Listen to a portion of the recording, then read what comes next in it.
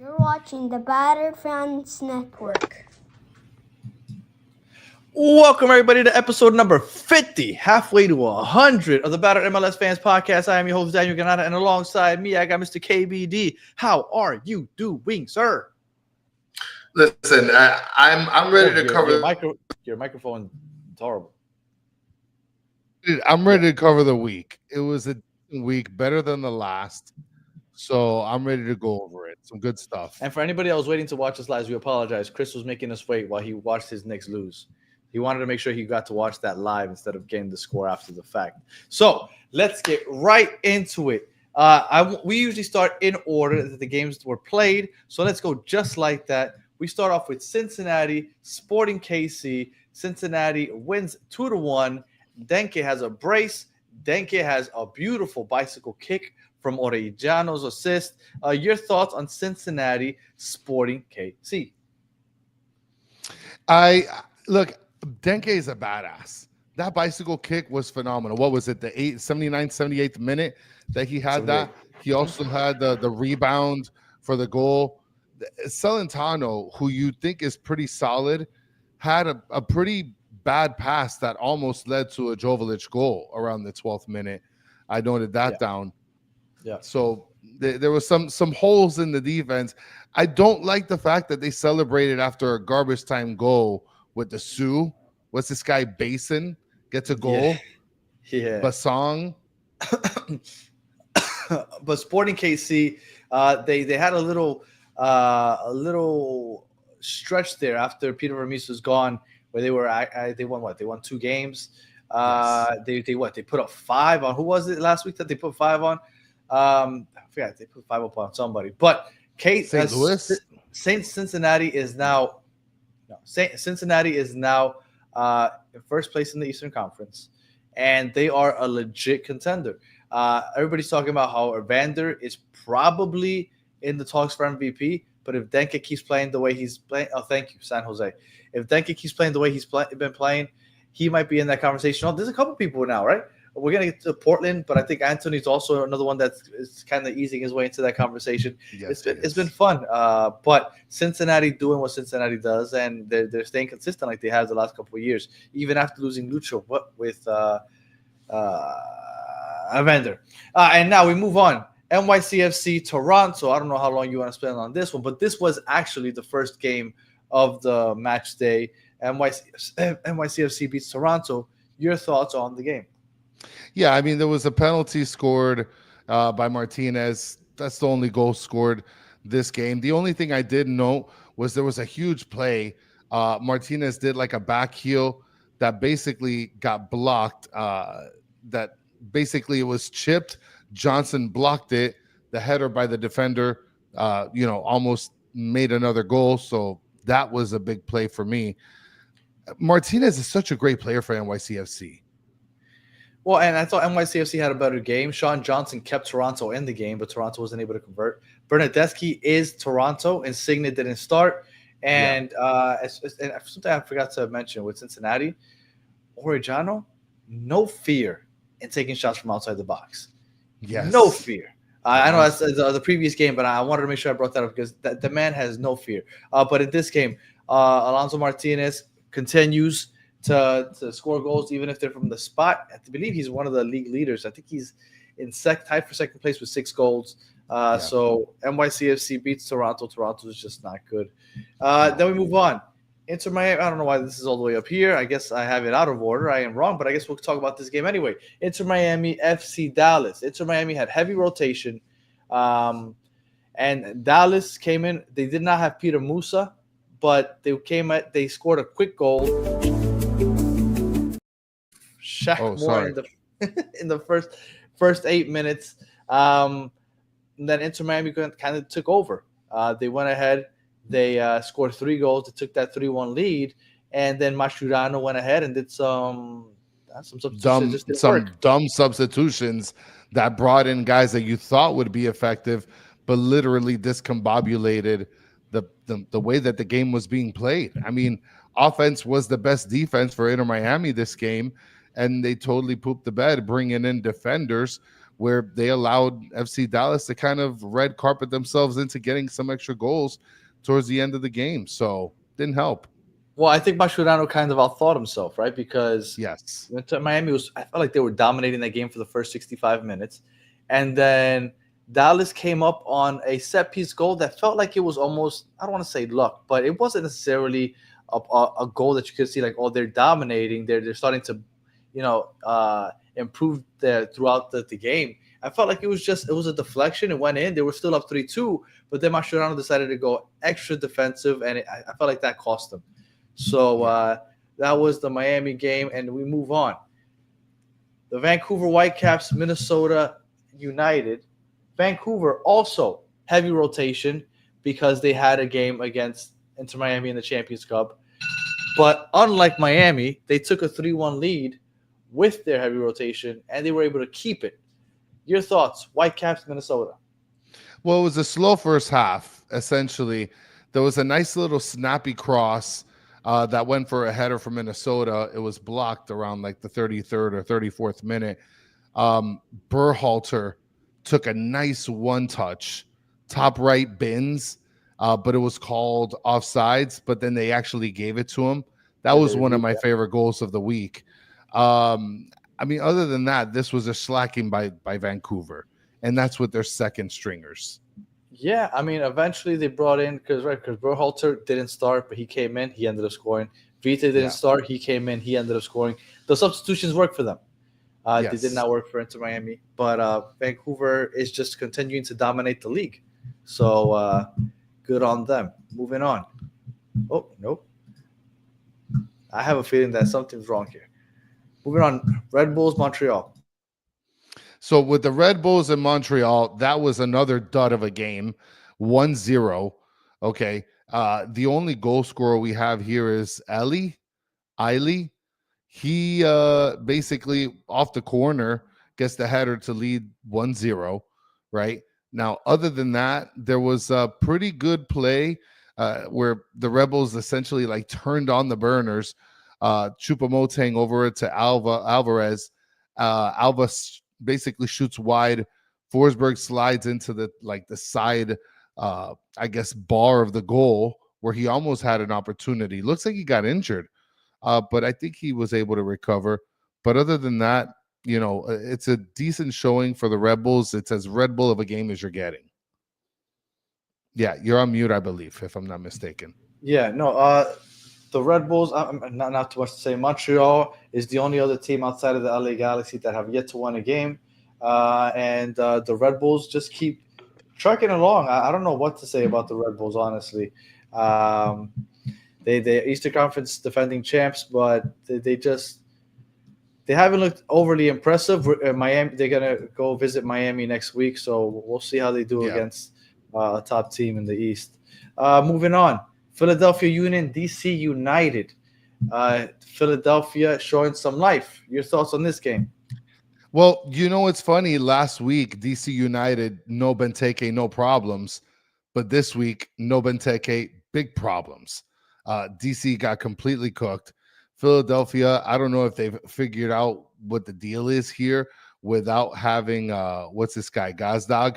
But listen, Jean-Jacques also, one of the most favorite goals I have this week is he put a guy in skates and he just smashed it to the low bar from outside of the box. Super nice goal. I mean, DC had a couple of attempts early in the game. They just couldn't convert it.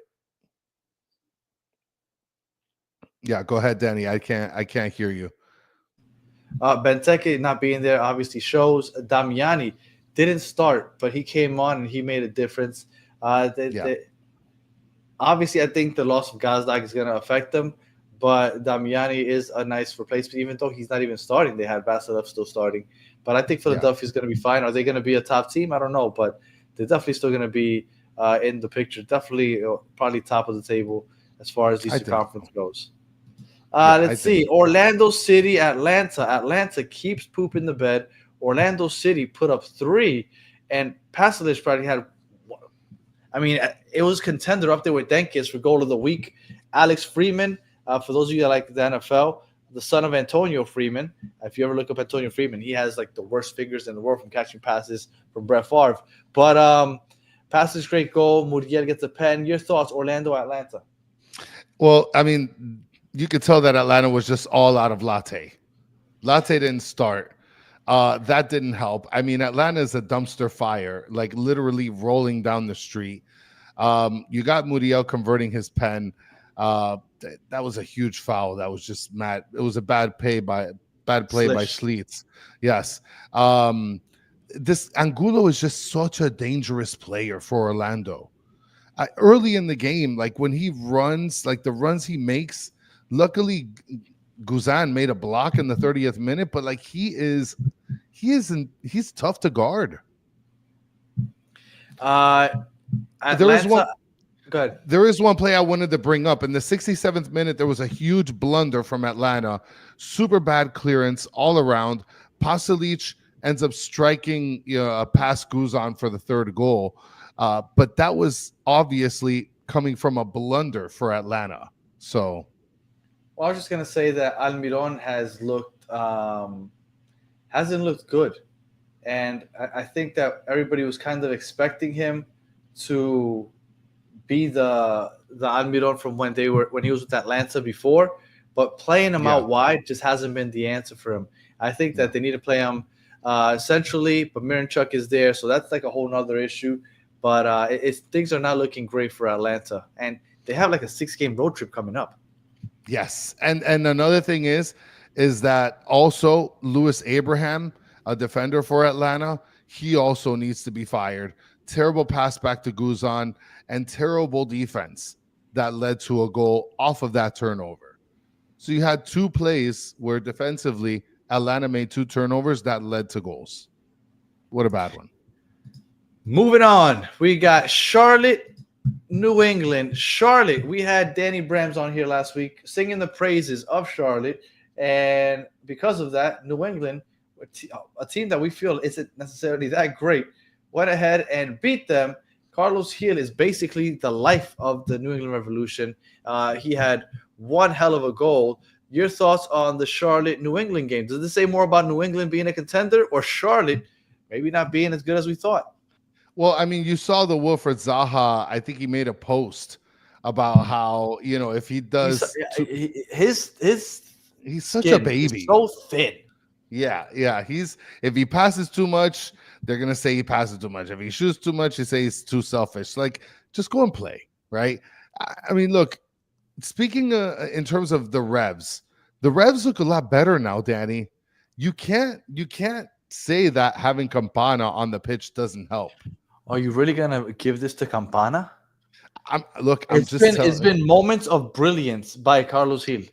I'm just telling you, look, Carlos Gil is a good player. He's a great player. I'm just saying it helps to have a functional striker up there. I mean, Danny, don't kill me. Okay, that's my opinion. But Carlos Gil walks away with the goal. 77th minute. He looked across, but it just bounced past everybody. It was like a cross shot. So there you go, Danny. That's your New England coverage. He shook Ream out of his boots to get free to take that shot. Kalina doesn't get beat very often. Charlotte, they played a good defense. There was a goal, I think it was Ganago, I think, that got called offside because Charlotte held their line. I mean, Charlotte's a good team. I think the question here was Ajiman getting taken off. I think it was like the 60-something minute. Dean Smith came out and said it's because he thought he would have gassed. But Ajiman was the one creating the chances, I thought. But I think that was the biggest controversy as far as this game goes is one, losing to New England, which has won now, I think, 3 games in a row. And then Zaha and then the Ajiman substitution.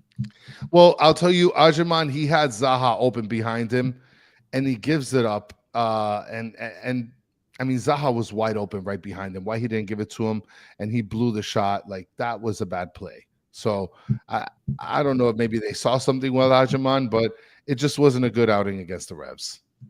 No, and that's the first loss for Charlotte at home this season.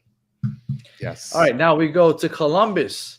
They beat San Jose. San Jose, like I've said, is a little overrated with what people were expecting them to be. They are now 3-1-6. Your thoughts on San Jose Columbus Crew? Well, you're speaking of San Jose, and Joseph ends up getting I mean, the patience that he has with that chip. He gets a beautiful goal. Okay. Essentially, it was great patience by LaRue to hold it and lead Joseph for the goal. As far as the Columbus Crew is concerned, man, they look really good. You have Rossi that he's playing extremely well. I mean, he's making me, shut my mouth because I didn't expect him to carry this team the way he has. Max Arfson also looked good. The whole teams look pretty good. I think Very that pacey. I still think that they need a Russell Rowe hasn't been bad, but I still think they need that finisher. I think that was very evident in the Miami game where they could have finished if they had somebody like Ucho. They didn't. Yeah. Then again, you can say that it's just one game, but they went ahead. They've lost one game. They've drawn 3. They've won 6. When you look in at San Jose, that defense just isn't good. They haven't done a lot to improve it, even though I forgot they brought somebody in the transfer window last week. It's slipped my mind, but we'll see what they do moving forward. Well, Zawadzki actually gets a goal off of a Diego Rossi assist, and Arston, if I remember, he cooked his defender to smash a goal in. So good outing by Columbus Crew against a San Jose team that is not really good defensively. And now we have the Real Lunas versus San Diego FC. The Real Salt Lunas beat San Diego 3-1. Your thoughts on this game? Because Real Salt Lake does not draw. They either win or they lose. No draws. Yeah, I mean, San Diego played absolutely awful. The only good notes that I have is Chucky Lozano ends up getting a pen. Other than that, it was basically the Real Salt Lunas taking full blown effect. I mean, I think Junqua, he had a freaking laser from outside the box. But Diego Luna, I wanted to get a starting 11 and put it in the middle and just put Diego Luna's face all over that. You should do that next time. Yeah. It's the Real Salt Lunas, I'm telling you. And I mean, I believe the goal he scored, he got the ball. He intercepted the ball. And then he took the ball He himself. just smashed it. Yep. Luna is that guy. And he converted the pen. He got the brace. Real Salt Lake, although they've lost 6 times because they have 4 wins, they are still technically in the race in the Western Conference. So shout out to Diego Lunas. Yeah, I mean, look, the right back for San Diego with this guy Willie, he turned it over, and Luna ended up just taking full advantage of that. Now we got Houston Dynamo, Austin FC. Yeah, Austin is terrible. I mean, I'm just saying that because they're getting Robert Taylor, and he's going to make them so much better. But Houston ends up, winning this game, 2 goals, and basically, what was it? It was this guy Linger gets a goal that was not called on top of the box. He takes a volley and it just basically rolls it in. And then I'll tell you right now, Dorsey is the biggest threat on. I was just about to say Dorsey for the Dynamo is a beast. That he is. Yes. That whole team. It feels like. Well, McLean also is a pretty good, difference maker. But this game, Dorsey took over. Yeah, I felt like everything that he was doing. Did he have 2 assists in this game? Yes, he did. He's the one that created these plays and assisted in these plays. And he could have had 3, but Bossy completely blew an open shot. Yes. Griffin Dorsey had a good game. Brandon Vasquez didn't play. I don't know if he's nicked up, but he didn't play for Austin FC. Bukhari started instead. But Austin, no goals. Their defense is, I guess, their strong point, but they went ahead and they lose to Houston. And we're winding down here. This is where it might get tricky. So let's see if I got the correct one. Ooh, okay. So this is the fun one. Yes. We had the matchup of BJ Callahan versus Greg Berhalter, the master, the apprentice. And the apprentice whooped that ass. They put up 7. They put up a touchdown. It was the Titans against the Bears is basically what we saw. 7-2. And I don't know where you want to start with this because, let me get the Chicago Fire out of the way. I thought it was admirable that they went down 7-0 and they still mustered 2 goals and were still trying. Synchronego had a beautiful goal. Kuipers had a nice goal-headed goal. But let's get to the 7. Nashville. What do you think, Chris? I mean, I said it in the episode, contenders, pretenders. Nashville to me is a contender. Okay, I don't think that we should be counting this team out. Honey Mustard is playing pretty well now. There was a great give and go to Mukhtar where he ended up getting his brace. I mean, there's so many goals here to uncover. 57th minute, a great pass by Nahar. Yeah, you don't have to go over all of them, but yeah. No, I mean, offensively, they looked amazing. Yeah. Andy Nahar, the right back. Yeah. I haven't watched him closely. God. Beautiful passes. Dude, those long passes were just landing. I thought that he had a crazy game. He had, I think, 3 assists, and none of those passes came from their own third. Like it was just long running shit. Right. And then Schaffelberg, I don't think he made the team of the week. I think it was Surridge and Navarre. I could be wrong.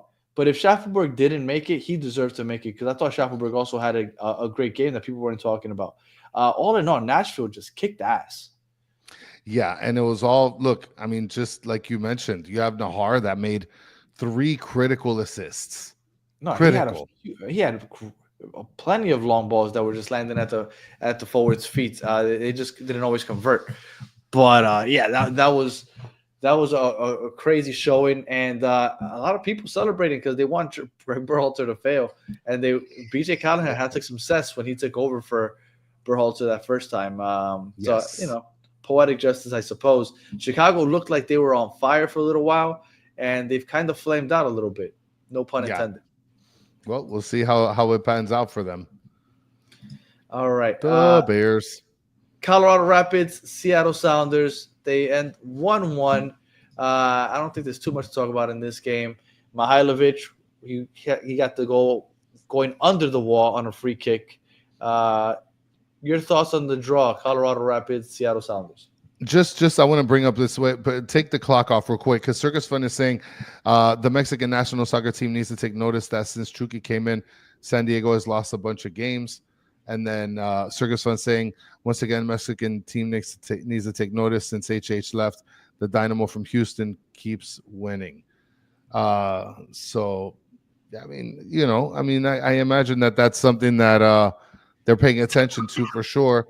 And shout out to Charlotte Soccer Show for the crown. We were just talking about your crybaby Saha. So, so with that message, that post, I don't know. That's some thin skin. He's played in big clubs. He's got to have thicker skin than that. But Mihailovic under the wall, Seattle. They scored first. Yes. Go ahead. What do you think of the game? No, well, I was going to tell you that there was a huge blunder by Seattle. It leads basically to Bassett missing off the post in the 23rd minute. That could have been another potential goal as well. That goal, where it just went right under the wall was amazing. It was really, really good. But Seattle ended up getting a goal. Basically, Ferrero ends up getting a hockey assist where Musovski ends up putting the tap in. So, I mean, this was a decent game. I thought it was a little boring. But Mihailovic scores. I'm a big Mihailovic guy. And they continue to be one of the top teams in the West. Now, excuse me, while I find my next game. Here it is. No, it's not there either. There we go. Portland Timbers, LA Galaxy. Galaxy, they are now 10 games into the season. They've drawn 3 times. They've lost 7. Your thoughts on the LA Galaxy, Portland Timbers? I know that Portland Timbers, they scored 4. We should be talking about them. But, man, the Galaxy are so brutal. Well, they're just bad. And the question here is that when your boy comes back, like, are they going to pick it up enough to be able to make a comeback? It'll be too late. No, oh man, what a disaster. If he comes back, let's say in August, right? Late August, let's say September. There's about 8 to 10 games left? Yeah, it's not going to be enough. At this rate, 24 points if they go on a winning streak. They have 3 points right now. Yeah. And I'm going to look at their schedule right now. I know they play against Sporting KC next. So maybe they can muster out a win They can get another 3, yeah. But outside of that, are there many teams that you would look at and you're like, oh, maybe they could beat them? They have Sporting KC. Then they have the Red Bulls, Philadelphia, LAFC, San Diego, and San Jose. Well, San Jose sucks. I think it's going to be too competitive in the West. On top of that, speaking of Portland, Anthony is one of the people that makes the biggest difference here for the Portland Timbers. He kept the ball alive early on the baseline, chips it basically to Da Costa, and he ends up getting a smash-in goal. And then Anthony was a part of the next goal. He had a low cross that led to a Moreno goal. I mean, Anthony is making a huge difference. I mean, not that they don't miss Evander, but they're doing pretty well. No. Anthony, I think, needs to be in that conversation for MVP the way he's been playing. I believe he has 4 goals, 5 assists, I want to say. And the Galaxy, the thing is, Portland went up 3-2. I'm sorry, 3-0.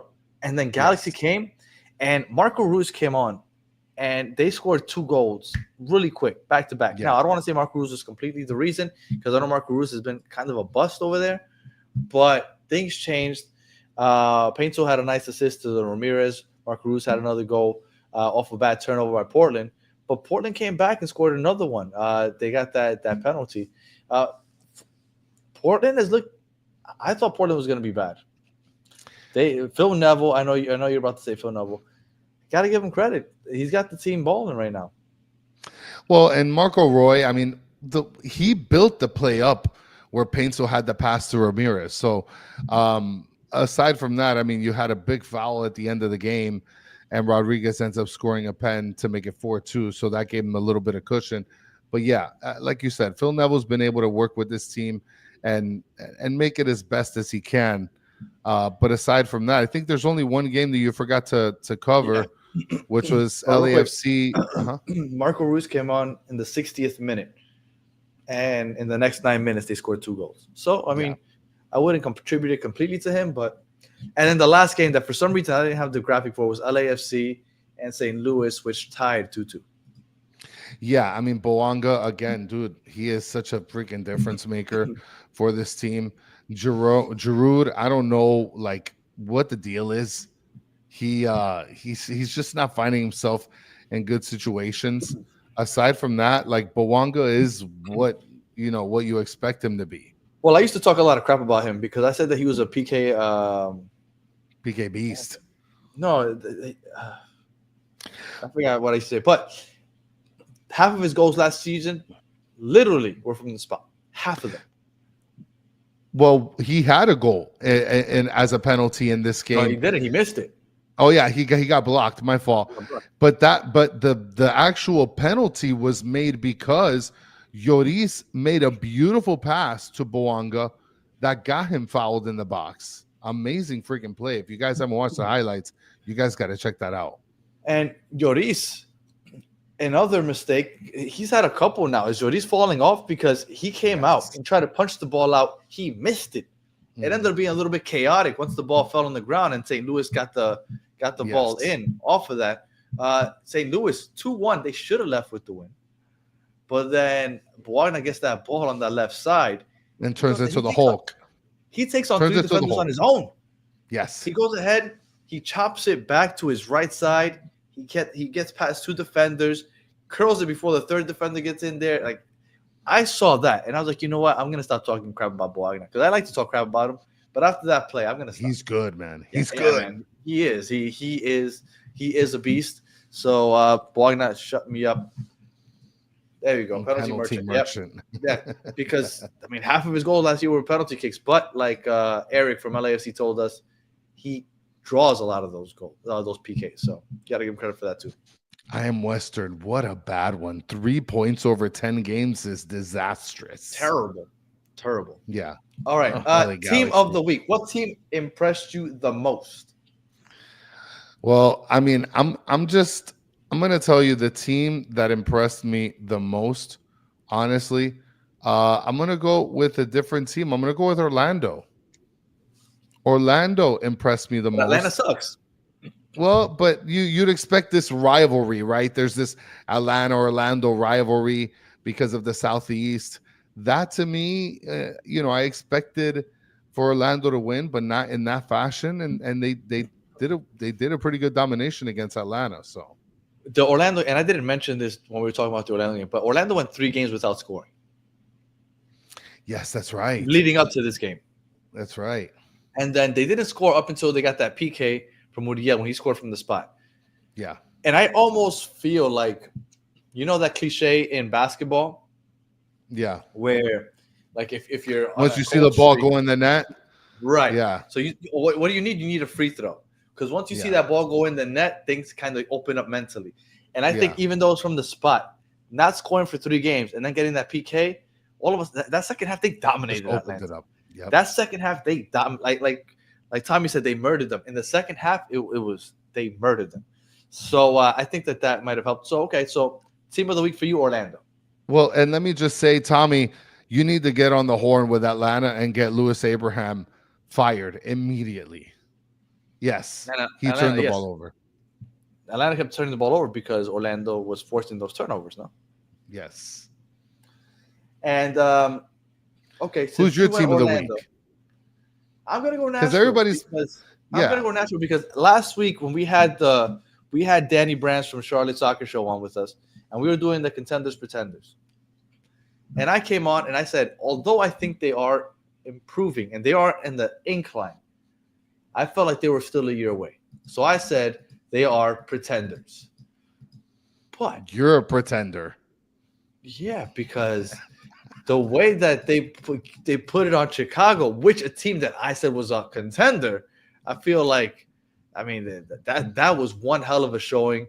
I'm gonna. Oh, and then Mike V has a good one. Vancouver winning with the B team, something that Miami couldn't do. Absolutely, but I'm gonna go with Nashville. Okay, going up 5-0 in the first half is impressive. Surridge, he has taken over the penalty kick duties over Mukhtar, which I think has made a difference. Yes. And yeah, I was very impressed with Nashville. So I'm gonna say Nashville. Well, I'm gonna start it off by the Que Pena team of the week for me. I'm gonna go on the other side of the coin, and they're gonna have to be it again. Atlanta, Que Pena. Que Pena. What a mess. Yeah, that's a disaster. What a mess. The high that Atlanta was on in the beginning of the season. Like, can I ask you a question? When I saw their warm-up video, I was like, oh my God, I can't wait. I know. Crazy. I was like, oh my God, this is gas me up. I remember. You were gonna ask me something? Yeah, I am. And I am Western says Charlotte is the Que Pena. I was considering Charlotte. I'm not gonna go Charlotte, but I was considering Charlotte also because I felt like Charlotte losing at home to New England was pretty bad. Atlanta, if they have a good season, and let's say hypothetically they would have won the MLS Cup, which I think isn't going to happen anymore, but let's say they would have. Last season? No, I'm saying like this season. Okay, How much credit would Chris Henderson have gotten? Oh, 1,000%. So I ask you, is he going to get any of the blame for this? Because I haven't heard one person. All the Miami fans are like, oh, my God, Chris Henderson. Oh, my God, we lost Chris Henderson. Oh, my God, he did so good. Has anybody came out and said, wow, what a shit show? Chris Henderson cooked up a pile of crap. But here's the thing, though, Danny. The better question is it fair to cook Chris Henderson for a decision that is, 10 weeks worth of games? Like, is it his fault that the players that he brought on haven't panned out together? Isn't that how we judge the general manager? But is it coaching? Is it like there's other factors? Hire the coach? I'm not sure. That I'm not. I believe Hendo got there before Dyla. But look at Mike V saying Hendo not getting the blame because he's in a rebuild year. No, last year was the rebuild year, Poppy. Last year's not the rebuild year because he wasn't there to rebuild it. Doesn't matter. He came. This is what they said. They said, "Hey, here's a roster that just beat the best team in the MLS. You got all the money that you want to spend. He goes ahead and Home Depot money. he spends a record transfer fee on Latilath. He brings back an Almiron.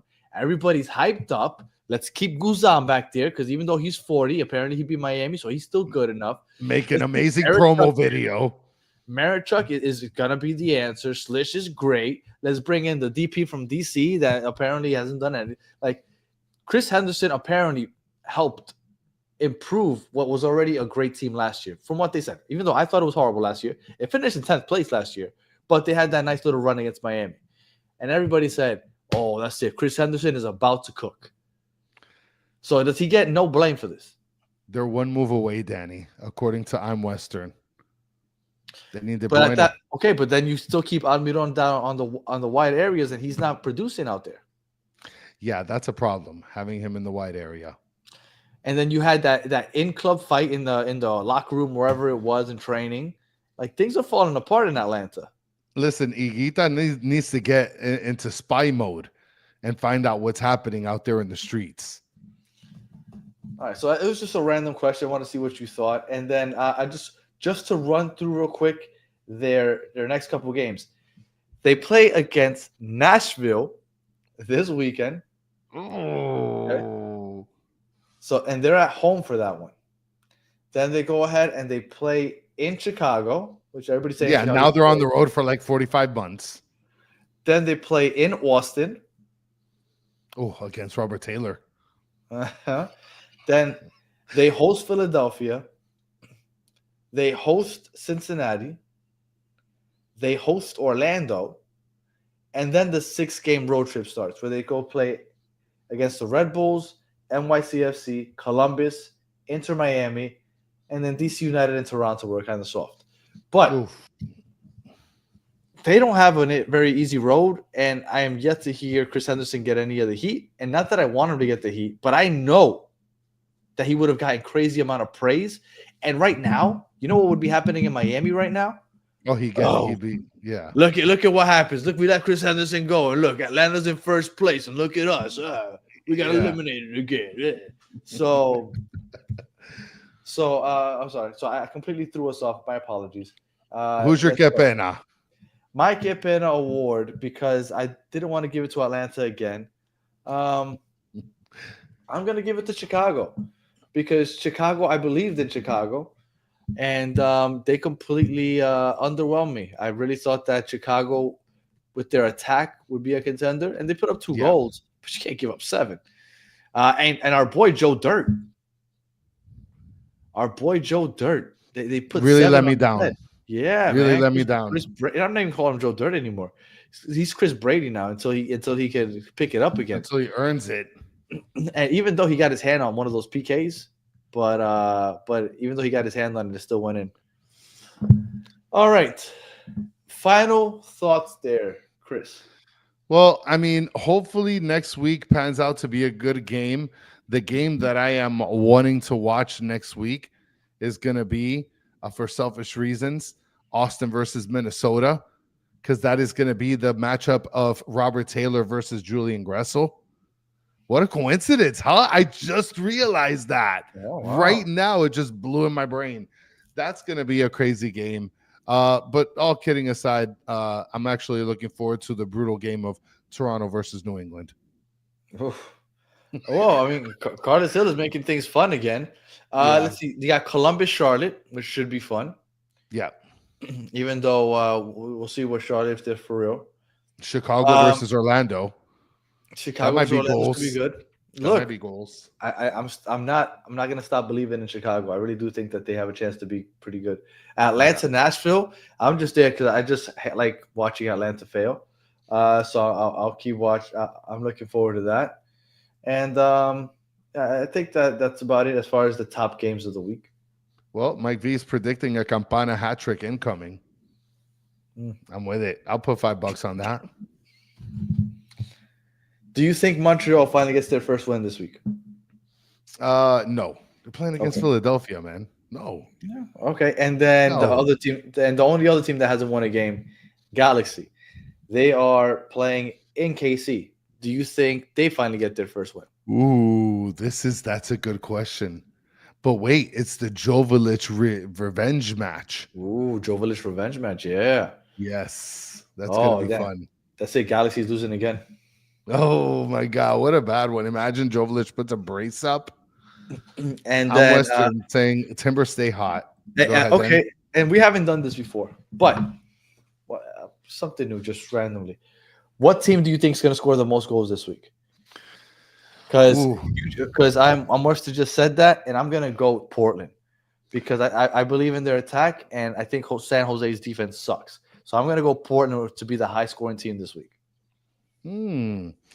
I think it's gonna. That's a good one, and I think I don't want to say Nashville because they just put up 7. No, yeah, they're there's gonna no go. way. They're gonna go like 1 goal for the next 2 or 3 weeks.